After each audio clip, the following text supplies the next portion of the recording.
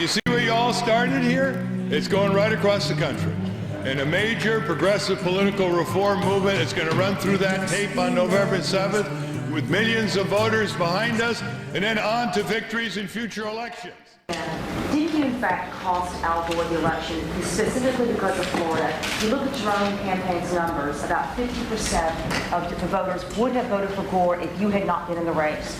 The Iraqi regime continues to possess and conceal some of the most lethal weapons ever devised. There is no doubt that Saddam Hussein now has weapons of mass destruction. Saddam Hussein has a biological weapons program and the means to deliver those weapons. Major combat operations in Iraq have ended.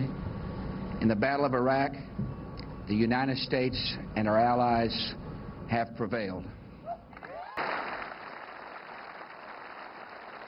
She cut your hair, and from your lips she drew the hallelujah. What you got here is thousands and thousands of people who have desperate needs 6 days later. Thank you all for, and Brownie, you're doing a heck of a job. The FEMA director is working 24. The Prime Minister of India? The new Prime Minister of India is, no. There's an old saying in Tennessee, I know it's in Texas, probably in Tennessee, that says, fool me once, shame on you. If fool me, we can't get fooled again. As Judge Roberts prepares to lead the judicial branch of government, all Americans can be confident that the 17th Chief Justice of the United States will be prudent in exercising judicial power.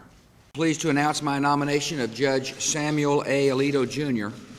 as Associate Justice of the Supreme Court of the United States. In a 5-4 vote, the Supreme Court today struck down a key part of the Voting Rights Act of 1965. The landmark legislation was aimed at fighting discrimination at the polls. Last week, the Supreme Court reversed a century of law that I believe will open the floodgates for special interests, including foreign corporations, to spend without limit in our elections. In 2000, I was for Ralph Nader, and I was wrong.